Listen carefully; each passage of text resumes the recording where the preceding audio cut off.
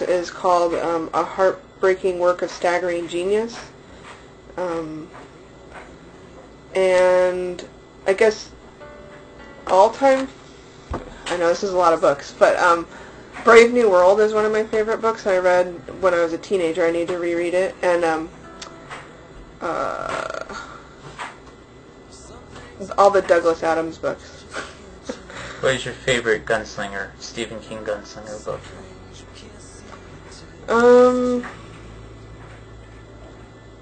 God, I don't know. They kind of all molded into one book for me, but the last one, I guess, just because you get to find out what happens. What is the one where you talk about when he was a child? That's the fourth one. That's my favorite one. Song of Susanna or something. Yeah, that's my favorite one. If heaven exists and you arrive at the pearly gates, what would you like God to say to you? Why, thank you, James Lipton. I think I'd like him to say, there's no such thing as hell, you know, and so everybody you love is here, and come and join the party.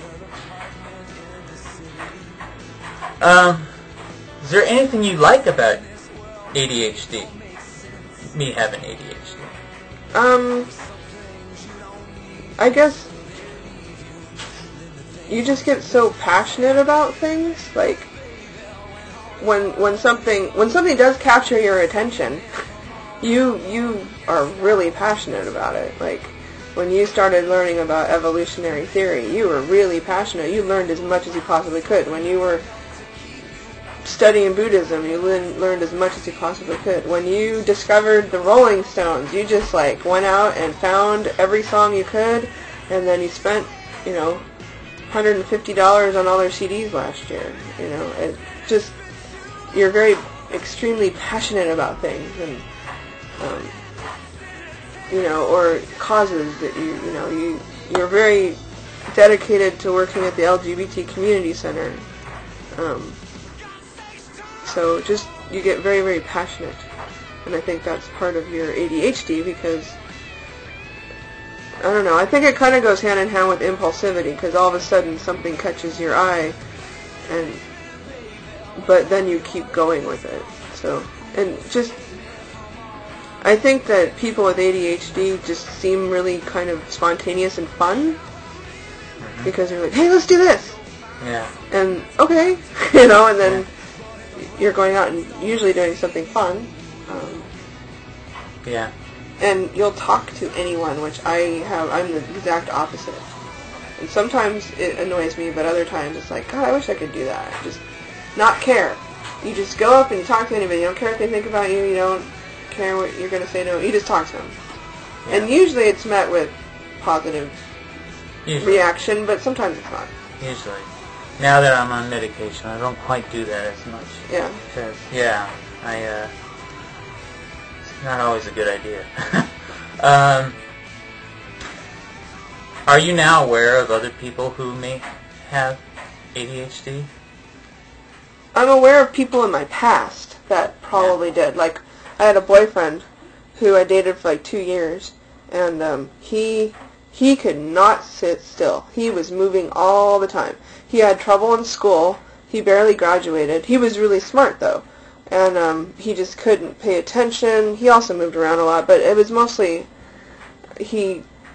I'm convinced that he has it. And in fact, I found out towards the end of the time when we were dating that he was actually doing drugs, and he was doing speed. He was doing some sort of amphetamine. I don't remember what it was, but and I'm sure that he was self-medicating.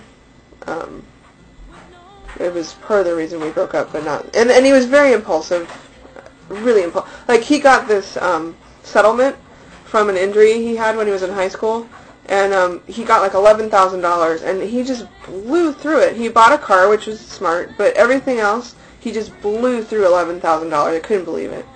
Wow. There's just people. There's people I knew when I was a kid in school who used to, get in trouble all the time for not paying attention, being defiant, and I'm sure they had ADHD. And the thing about all these people, they were so incredibly intelligent, but they were held back by whatever this was. Yeah. You're intelligent, whether you want to believe it or not, but you are, and I just see that over and over again, these really, really smart people, but they have this problem, this disability, and it holds them back because their society isn't built around accommodating that kind of behavior. And unlike Britain, where you would get an ADHD coach for free. Yeah. Other than that, I think back on people I used to know when I was growing up. I can't really think of anybody that I know now. Oh, well, there's a couple people. I won't say who they are, but they're both women, and I'm both convinced that one of them's they're both highly functioning, but I'm convinced one of them can't do nothing. She's got a billion things going on at once, and the other one is constantly interrupting people, and just talks, and never really listens to people, and yeah. Do you think the future looks good? I do, just because you're getting the help you need, you're figuring out what medication works, you're, going with DVR and figuring out what's most appropriate. It sounds like you may be able to get part-time disability, which is good because then you won't have the pressure of a full-time job, and because you may not be able to keep a full-time job, it may be that you're only capable of a part-time job. Which means then you could at least devote some more of your time to art and other things. So yeah, I don't think it would be if you weren't getting the help you need. No, I agree.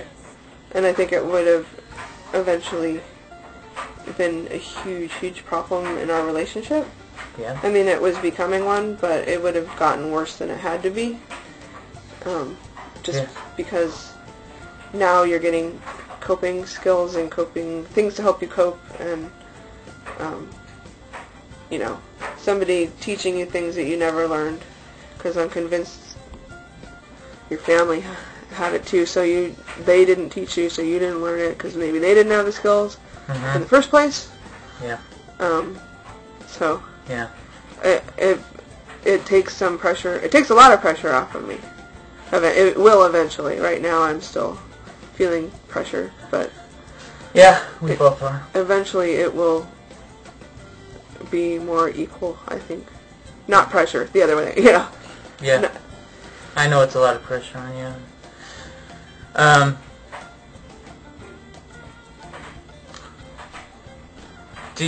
Do you talk to other people about my disability?